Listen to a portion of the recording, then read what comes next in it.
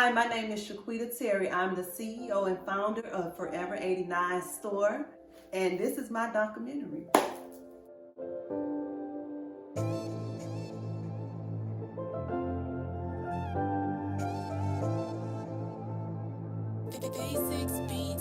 So I grew up in a household with my mom, my dad, my sisters, my brothers, my grandma, all of that. It was a close-knit family. You know, my dad, my mom, both were providers.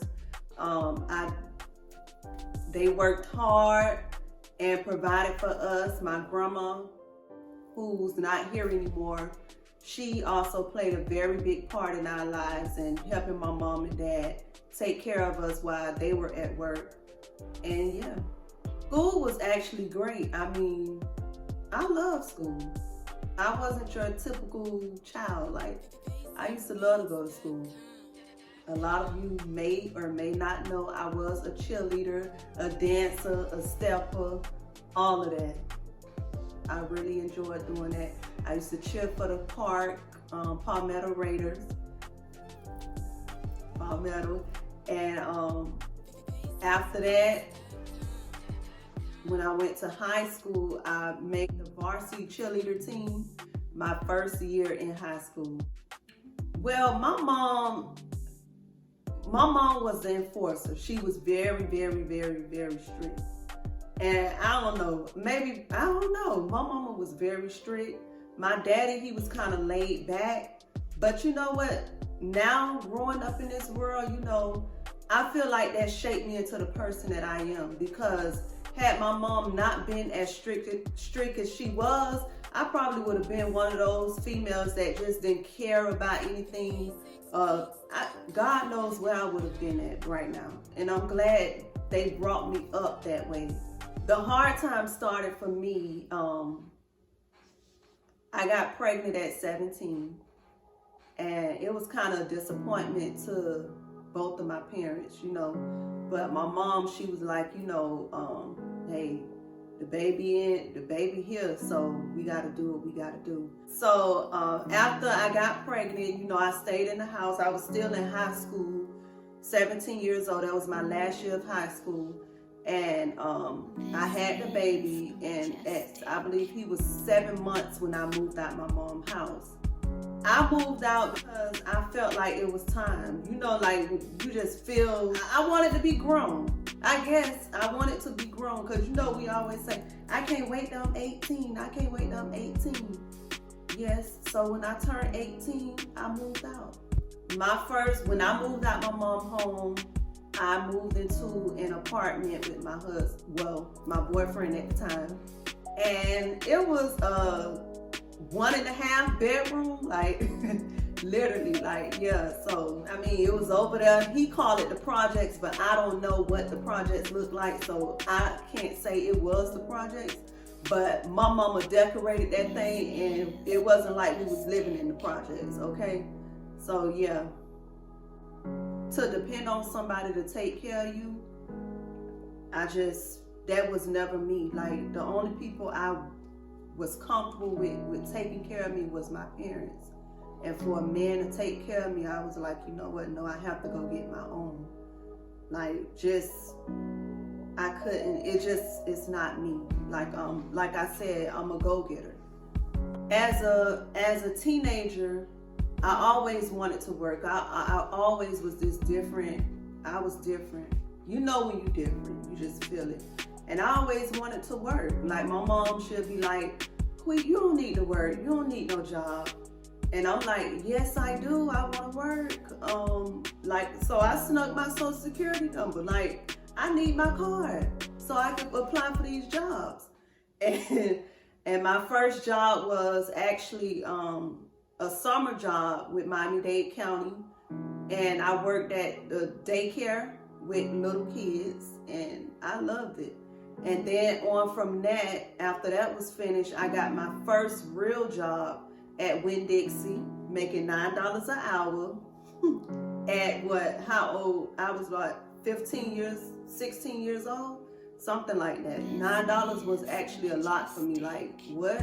You get paid $9 an hour? So yeah, I used to do that. I used to Go to high school, hop off, leave school, hop on the bus, hit it to my job. That was my life. Always a go-getter. The hardest point in my life was when I actually moved out of my mom's house, because I didn't know hard times when I stayed with my parents. And my parents didn't put me out, I left. So when I left, thinking I'm grown, my boyfriend at the time, he was working as a correctional officer. And some of you may or may not know, the state really don't make that much money. So it's like you're working, but yet you're handling all the bills in the house. So I had to go out there and try to find me a job. I'm like, okay, it's time to go work. So every day, I kid you not, I would get up like I was going to a job.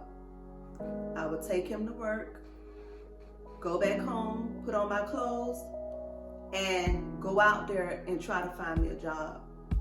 So I would go out there and try to find me a job every day. Like, I literally did this every morning. I was getting up early in the morning.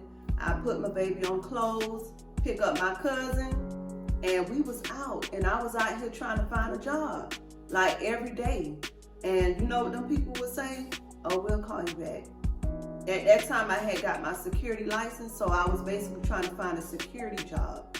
And all them people would be like, oh, I'll call you back. I'll call you back. So I finally end up applying for Kmart. And I worked at Kmart for a few months, and I was like, you know what? This ain't even worth it. It's like you just know your potential, and I just felt like, nah, it's something greater out there. After I quit Kmart, because I'm like, you know what, it got to be something better out there. I end up applying for it. Oh, I had another baby. So I'm like, you know what, it's time to go into a career. And I end up applying for corrections with the state of Florida. And I believe the whole process with them took about 3 months, something to that nature. And I started with corrections, and that's when my career began. Once I started corrections, we moved. We moved from the apartment. We moved to a condo, and it was better than where we were. So yeah, and the ladder just went up and up from there. Like, I'm a go-getter, so I'm not gonna stay stationed. If I feel like I'm going to get bigger, I'm gonna get it. And that's what happened. Like, I'm always up to elevation. Many women out here now today, they feel as if it's okay. Like, I'm finna chill, but it's just different blood. I'm bleeding different blood. Like, I don't believe in that. I believe in going to get your own. When I started corrections, I started at 20 years old. I was 20, got out of high school, basically went straight into corrections. And yeah, of course, like, you're gonna feel like I'm gonna retire from here. They got your pension, they got your health insurance, everything they got it. So of course, like, at the time, corrections was really my dream. Corrections was my dream. Corrections was exciting. Like, when I started corrections, I'm like, okay, this is something new. I always had a passion for law enforcement. So I was happy at first. I wasn't happy because they put me on night shift. And I'm like, you know what, this is big. Like, I cannot do night shift. And I came to love my shift. Like, I was happy going to work. You have your ups and downs. Every job, you're gonna have your ups and downs. But my first few years of working in corrections, I was happy, But I actually got married after I had my second child. She was 2 months old, and we decided, hey, it's really time. Actually, you know, at that time, it was time. I mean, there was no point in just being girlfriend and boyfriend, because I'm the type, I like to climb the ladder, like not stay here. Boyfriend, no. We ain't doing that. I was never that type. If I was with you, we would get married. That's how I feel. Like, I'm not on the girlfriend, boyfriend thing. So, yeah, we tied the knot in 2009, October 2009, and we've been married for 10 years already. Well, I mean, what happened was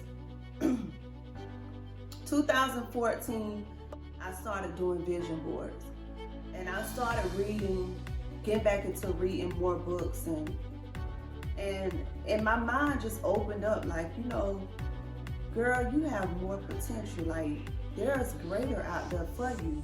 You don't have to, because like I said in the beginning, if you don't know, the state of Florida don't give increases. That whatever you got when you got out the academy, that's your paycheck 10 years later. So I was still making the same old money, which I was happy for. I was always grateful, no lie, grateful.